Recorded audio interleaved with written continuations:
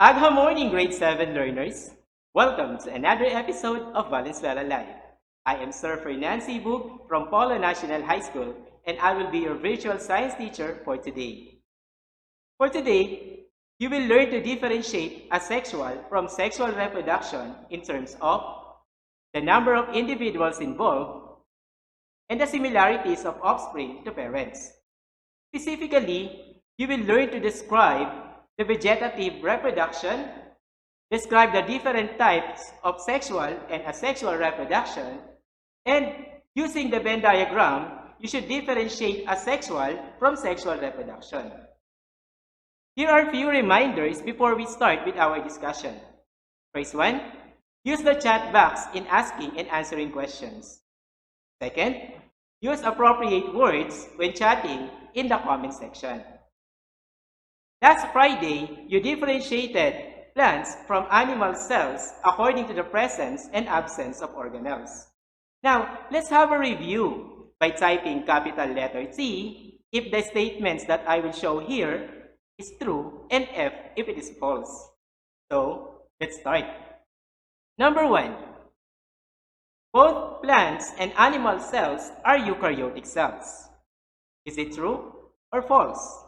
You can type your answer in the comment section.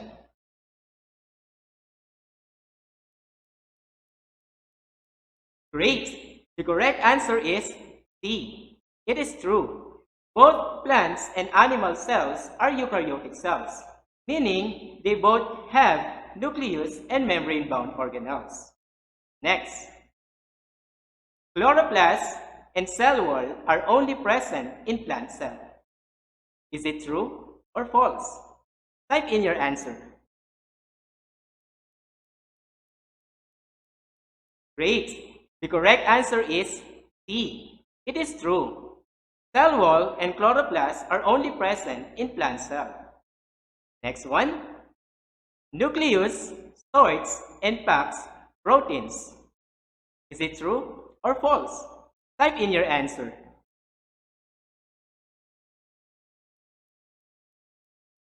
The answer is F. It is false. Nucleus controls the cell's activity, while the organelle that sorts and packs protein is the Golgi body or the Golgi apparatus. Next. Mitochondria serve as the powerhouse of the cell. Is it true or false? Type in your answer. Great! The correct answer is C. The mitochondria serves as the powerhouse of the cell, and it is also the site of cellular respiration. And last one, cell wall gives the plant cell its shape. Is it true or false? Type in your answer. The correct answer is C. It is true. Cell wall gives the cell a rigid shape, and cell wall also provides support and protection to the cell. Now, since all organisms are made up of cell or group of cells, the question is, can an organism reproduce an exact copy of itself alone?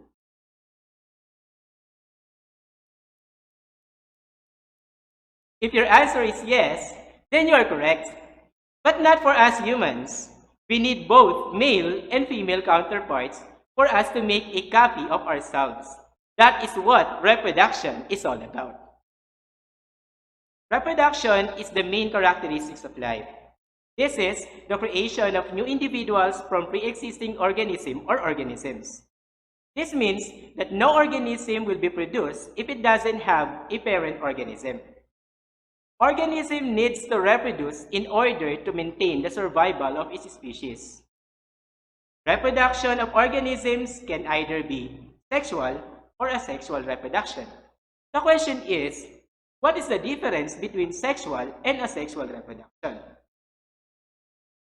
Sexual reproduction needs two individuals or two parents, wherein the genetic characteristics of both parents are handed in its offsprings.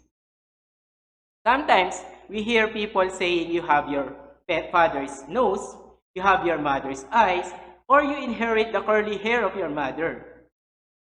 Sexual reproduction needs the union of gametes. Gametes are also known as sex cells. You have sperm for male and egg cell for female. The union of egg cell and sperm cell is what we call as fertilization. As sperm cell and egg cell unites, it will form a zygote. Zygote has the traits carried by the sperm and the egg cell. Egg cell and sperm cell both carries 23 chromosomes. Since traits from both parents, since the traits comes from both parents, the traits of each offspring are diverse. That is why you can observe that when you look at your brother or your sister, you may not look exactly the same. Fertilization or the union of egg cell and sperm cell has two types. It can either be external or internal fertilization. When we say external fertilization, the eggs are laid in a wet environment and fertilized by the male outside the female's body. An example of this is for frogs. The female frogs releases the eggs in a wet environment such as swamp or river, and then the male frog releases the sperm. Fertilization happens outside the female's body. Therefore, a large number of offspring is being produced. Since this happens mostly in amphibians, some of the offsprings are being eaten or killed before they reach adulthood. On the other hand, internal fertilization is a fertilization that happens inside, wherein the egg cell is being fertilized inside the female's body. As compared to external fertilization, internal fertilization produces lesser or smaller amount of offspring. This internal fertilization happens in mammals, birds, and reptiles. Now, let us discuss asexual reproduction. Asexual reproduction only needs one parent, and the offsprings are genetically identical to the parent. It uses body cells and undergo mitosis to reproduce. There are four main ways on how organisms reproduce asexually. We have binary fission, budding, fragmentation, and regeneration. Let us start with binary fission. In binary fission, cell divides into two identical daughter cells. This happens in euglena. Let's say for example, so a parent euglena, it starts to duplicate its organelles and then it splits into two. And then from one euglena, from one parent euglena, it will produce two daughter euglenas. Binary fission usually happens in one-celled organisms such as paramecium and amoeba. Amoeba lives in water, so if you drink unsafe water, you might ingest amoeba. And this amoeba will reproduce inside your body, resulting into amoebiasis. The second type of asexual reproduction is budding. Budding happens when an offspring grows out of the body of the parent. For example, we have the parent hydra. A daughter hydra grows from the bud of the parent hydra, and then it will be developed and become mature. And then the matured daughter hydra will now detach from the parent hydra, and then voila, we have a new hydra. This is also true for yeast. Yeast, the one that we use in baking. New yeast is reproduced from the bud of the parent yeast. And the third type of asexual reproduction is fragmentation. In fragmentation, the body of the parents breaks into pieces. Each piece of the body of the parents can reproduce an offspring. Here's an example. We have a starfish. If the leg of a starfish is being cut, the parent part of the starfish will regrow the lost part and then forms a starfish, and the leg part will produce or will now become a new starfish. So from one starfish, you will have now two starfishes. We also have, this is also applicable for flatworms. For flatworms, if you cut a flatworm into two, you will have two flatworms, the head part and the tail part. So from this part, the head part now will regrow its tail and the tail part will regrow its head, forming two new flatworms. And the last one is regeneration. For regeneration, this happens when a part of the parent's body is detached. It can regrow into a new one. So just want to emphasize this, that there is no creation of new organism in regeneration, but just it only fixes the part of the body that is being lost. An example of this is for leopard gecko. So in leopard gecko, if the tail of the leopard gecko is being cut, new tail will be developed. The question is, why do you think that lizard allows their tail to be cut when you hold it? If your answer is to escape, then you are correct. Its intention why it allows its tail to be cut, it is simply because for them to escape and survive. For plants, we have vegetative propagation or vegetative reproduction. They are the same. This is growing of new plant without a seed. So we have four types under vegetative propagation. The first one is cutting. Cutting is done by cutting a stem and then planting it into soil. The next one is grafting. Grafting is done by cutting a stem and then combining it into another plant. This combines the traits of the two plants. This is the reason why we have apple mango and apple guava.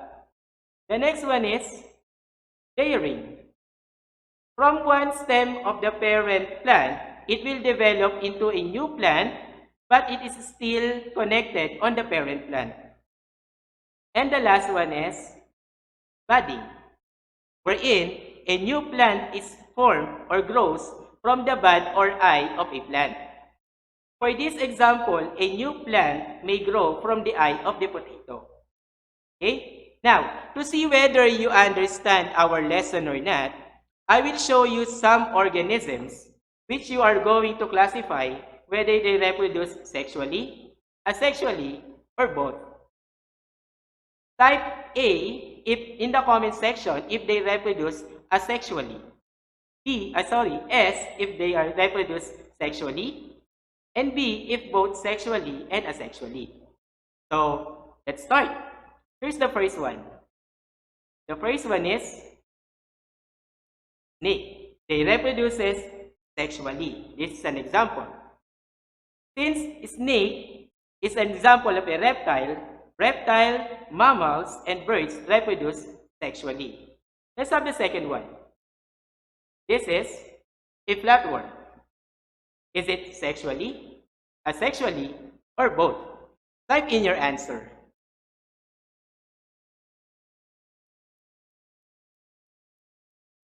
Okay, the correct answer is A. It reproduces asexually through fragmentation. Next one, we have jellyfish. Is it sexually, asexually, or both? Type in your answer.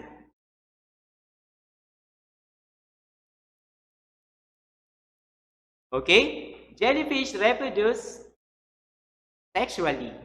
They releases eggs and sperm in water, and then they reproduce through external fertilization. Next, we have amoeba. Is it sexually, asexually, or both?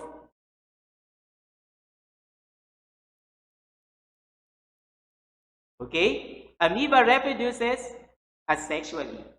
They reproduce through binary fission. Okay, and the last one, we have coral. Does it reproduce sexually, asexually, or both?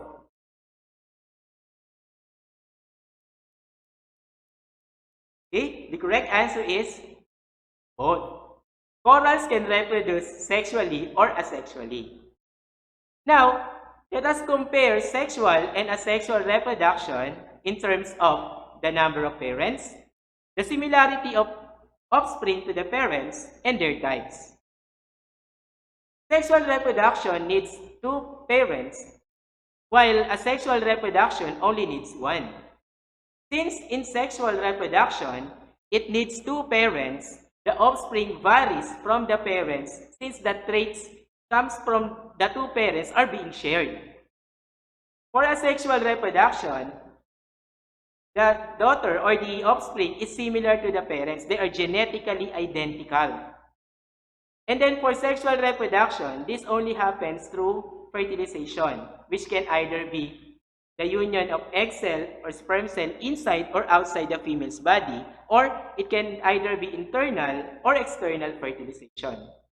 For asexual reproduction, it can either be binary fission, budding, fragmentation, or regeneration. Or we can say that vegetative reproduction or vegetative propagation is also part of asexual reproduction. Now, using a Venn diagram, let us differentiate sexual from asexual reproduction using the list of characteristics that I will show here. If the characteristic that I will show here describes sexual reproduction, type capital letter S in the comment section. If it is asexual reproduction, type letter A. If the characteristic that I will show here describes both sexual and asexual reproduction, type capital letter B. So, let's start. Number one, we have it needs one parent. Is it sexually, asexually, or both? Type in your answer.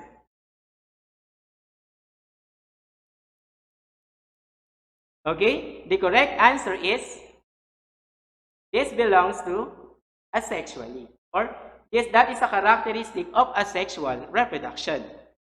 Number two, requires two parents.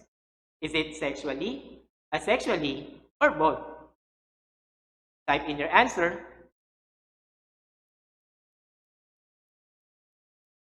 Okay, the correct answer is sexually. Since in sexual reproduction, it needs the union of egg cell and sperm cell, so therefore it needs two parents. Next, offspring is diverse. Is it sexually, asexually, or both?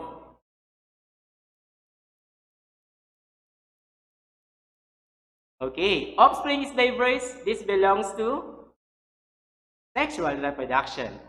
Next one. Offspring is identical to the parent. Sexually, asexually, or both? Type in your answer.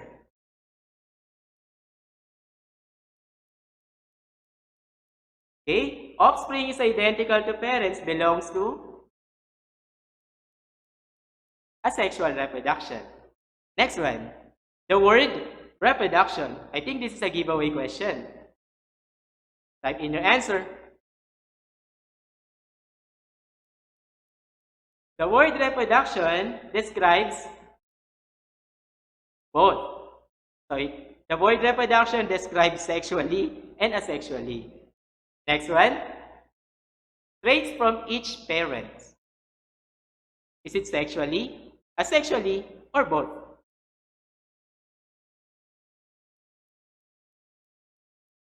The answer is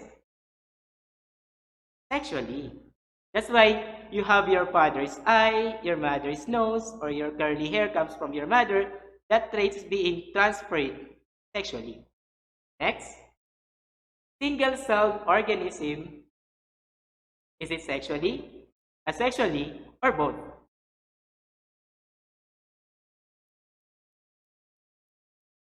Single-celled organism is the characteristics of asexual reproduction.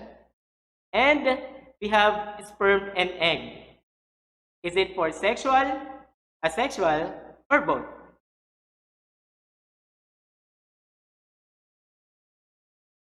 Okay, the correct answer is sexual. Since, again, sexual reproduction needs the union of egg cell and sperm cell. And then, last one, it deals with heredity. Is it sexual, asexual, or both?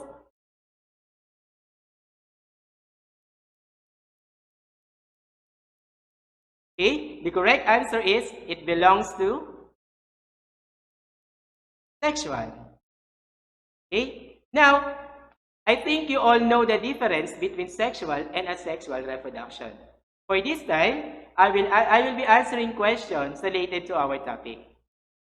Let's have the first one. The question comes from Bagbagi National High School. Are there organisms that can reproduce both sexually and asexually? Actually, there is the one that we have discussed earlier. Corals can undergo both sexually and asexually. And there are also other organisms, such as those bear fruits, plants that bear fruits, that can also reproduce asexually by means of cutting and grafting. Okay? Next, number 2. Second question is from Malinta National High School. What makes sexual differ from asexual reproduction? Just like what we have mentioned a while ago, sexual reproduction needs 2 parents, while asexual reproduction needs only 1. And the offspring of that undergo sexual reproduction are diverse, while those that undergo asexual reproduction, they are genetically identical, or they somehow look alike. And the third one, what is the difference? This question comes from Polo National High School. What is the difference between regeneration and fragmentation? Okay. When we say fragmentation, when a part of the body of an organism is being cut, a new organism will be produced. Let's say, for example, a starfish is being cut into 5. Therefore, you will have 5 new starfishes. For regeneration, when a part of the body is being cut, the parent part only repairs the lost part. There is no new organism that is being produced in regeneration. Okay? So, that's all for today. Thank you and God bless everyone.